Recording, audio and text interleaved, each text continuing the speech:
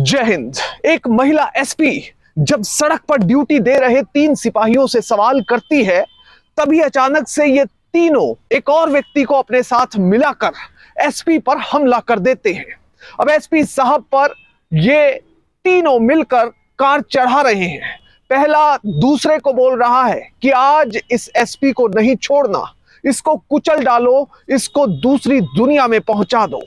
महिला एसपी लगातार बचने की कोशिश कर रही है और गाड़ी उसे कुचलने की कोशिश कर रही है।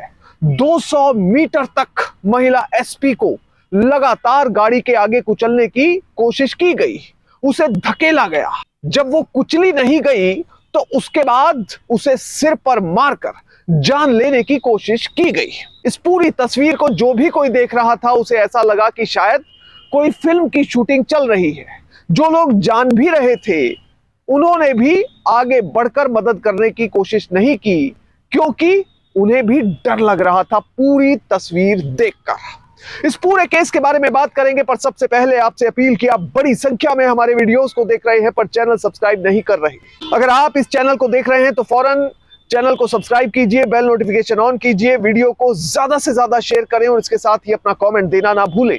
इस पूरे केस की सच्चाई जानने के लिए वीडियो को बिल्कुल आखिर तक देखें, कतई भी स्किप ना करें। अब ये पूरा मामला क्या है, ये समझने के लिए आपको चलना पड़ेगा उत्तर प्रदेश के बरेली में, जहां पर एसपी के तौर पर तैनात थी कल्पना सक्सेना। महिला एसपी थी, उम्र ज्यादा नहीं थी, पर सिर पर जुनून था ईमानदारी का, ईमानदारी से नौकरी करने का और डिपार्टमेंट में जो लोग गलत काम कर रहे हैं उनके खिलाफ कार्रवाई करने का। अब एसपी साहब को अचानक से इनपुट मिलती है कि कुछ सिपाही ऐसे हैं जिनका ड्यूटी रोस्टर लगाया जाता है, वो उसको फॉलो नहीं करते, बल्कि अपने ड्यूटी रोस्टर को छोड़कर वो किसी और जगह पर पहुंच जाते हैं ड्यूटी देने, और वहां पर खुलेआम अवैध वसूली यानी खुलेआम रिश्वत लेते हैं। अब एसपी साहब को जैसे ही पता चला वो गर्म हो गई और उसके बाद उन्होंने इन पुलिस वालों पर एक्शन लेने का फैसला किया। पर एक्शन लिया जाए तो कैसे लिया जाए, सीधे ऐसे जाकर पकड़ नहीं सकते, रंगे हाथों गिरफ्तार करना था। इसके लिए एक प्लान बनाया गया।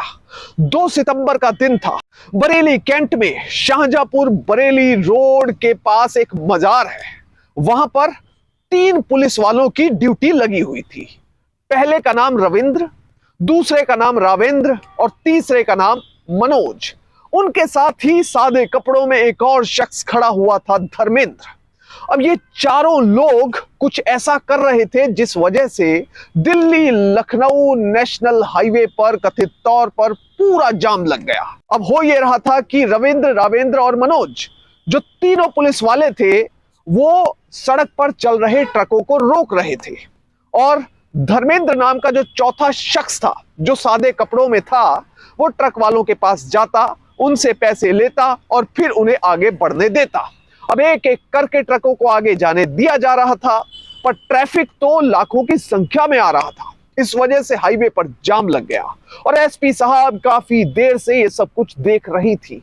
वो समझ गई थी कि अवैध वसूली का ये धंधा एक दिन का नहीं है, ये तो काफी टाइम से चल रहा होगा, क्योंकि खुलेआम यहां पर रिश्वत ली जा रही है और ट्रक वालों द्वारा दी भी जा रही है। अब एसपी साहब मौके पर पहुंचती हैं, तीनों पुलिस वालों से सवाल करने लगती हैं कि तुम ऐसा क्यों कर रहे हो। अब ये पुलिस वाले मैडम को सैल्यूट करते, इसके बजाय इन्होंने मैडम को अपशब्द कहना शुरू कर दिया। फौरन से एक पुलिस वाला कार की तरफ भागा और बाकी के पुलिस वाले भी कार में बैठ जाते हैं और एसपी साहब की तरफ कार दौड़ाई जाती है। अब महिला एसपी को समझ नहीं आ रहा था कि ये आखिर करना क्या चाह रहे हैं। शुरुआत में ऐसा लगा कि तीनों कांस्टेबल मौके से फरार होना चाहते हैं, पर अचानक से ये कार एसपी साहब की तरफ आई और उन्हें कुचलने लगी। अब एसपी ने बचने की कोशिश की, उसके बाद लगातार ये कार एसपी साहब के ऊपर चढ़ रही थी। एसपी साहब बचने की कोशिश कर रही थी और 200 मीटर तक ये कार एसपी साहब को यूं ही धकेलते ले गई। महिला एसपी तेज रफ्तार कार द्वारा धकेली जा रही थी और बचाने के लिए कोई भी नहीं आ रहा था। जो लोग सड़क पर देख रहे थे उन्हें ऐसा लग रहा था कि कोई फिल्मी सीन चल रहा है, और जिन लोगों के सामने ये सब कुछ हो रहा था कुछ लोगों को अंदाजा भी था, पर वो डर के मारे आगे नहीं बढ़ पा रहे थे। बहरहाल 200 मीटर तक घसीटने के बाद भी जब एसपी की जान नहीं गई तो सभी के सभी कथित तौर पर कार से बाहर निकले और एसपी को धक्का मारने लगे। सिर पर चोट मारी गई, पर एसपी साहब ने तब तक भी दम नहीं तोड़ा और हार नहीं मानी। इसके बाद इन लोगों को लगा कि शायद अब एसपी को मारना मुमकिन नहीं है। फिर भी दूसरी तरफ से एक पुलिस वाला कह रहा था कि इसे आज मार ही डालो, आज इसका आखिरी दिन है। पर आखिरकार ये पुलिस वाले हार मान गए और चुपचाप घटना स्थल से फरार हो गए। अब एसपी साहब काफी गंभीर तौर पर जख्मी थी, उन्हें अस्पताल ले जाया गया, इलाज कराया गया। कई दिन तक वो अस्पताल में भर्ती रही। जिसको ये पता चला उसके पैरों तले जमीन निकल गई। एक जिले की ट्रैफिक पुलिस की एसपी पर सीधे खुलेआम पुलिस वाले ही कैसे हमला कर सकते हैं। बहरहाल इसके बाद पुलिस ने केस रजिस्टर किया और फिर इन पुलिस वालों की तलाश शुरू हुई। पता लगा कि जो रविंद्र है वो नकटिया का रहने वाला है और उसका दूसरा नाम, जो घर का नाम है, टाइगर, इसी के नाम से वो मशहूर है। दूसरा जो पुलिस वाला है, जो कांस्टेबल के तौर पर कार्यरत है, उसका नाम है मनोज, जिसका एक घर का नाम या पेट नेम जिसे कह देते हैं वो है सुल्तान। पुलिस की जांच में ये सामने आया कि ये तीन पुलिस वाले, तीनों पुलिस के सिपाही मिलकर एक गैंग बनाए हुए थे, जो कि अपनी मनपसंद की जगह जाकर नाका लगाते थे। और चौथा एक प्राइवेट व्यक्ति धर्मेंद्र, उसे अपने साथ मिलाया हुआ था। ये तीनों मिलकर सड़क पर ट्रकों को रोका करते और उसके बाद चौथा प्राइवेट व्यक्ति धर्मेंद्र इन सभी ट्रक वालों से अवैध वसूली यानी रिश्वत लिया करता। अब पुलिस ने इस मामले में चार्जशीट दाखिल कर दी और 14 गवाह के साथ साथ 22 साक्ष्य माननीय अदालत में पेश किए गए। साल 2010 की एक घटना है। तकरीबन 14 - 14.5 साल बीतने के बाद साल 2025 के फरवरी महीने में माननीय अदालत ने अपना फैसला सुनाया। सभी के सभी पुलिस वालों को 10-10 साल की सजा सुनाई गई। इसके साथ ही 50,000 रुपए का जुर्माना लगाया गया। कोर्ट में बैठे ये सभी पुलिस वालों को जैसे ही सजा सुनाई गई, फूट फूट कर सभी रोने लगे, बिलखने लगे कि जज साहब हमें माफ कर दो।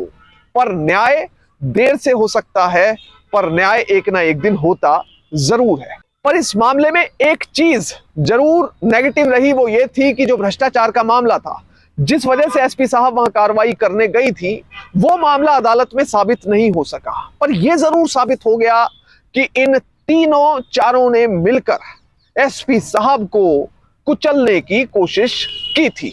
बहरहाल एसपी कल्पना सक्सेना की अगर बात की जाए तो वो मेरठ की रहने वाली हैं और अपनी एमए करने के बाद उत्तर प्रदेश की सिविल सेवा परीक्षा की उन्होंने तैयारी की और इस एग्जाम में बैठी, सफलता भी हासिल की और उत्तर प्रदेश में सीधे साल 1994 में डिप्टी एसपी बन गई।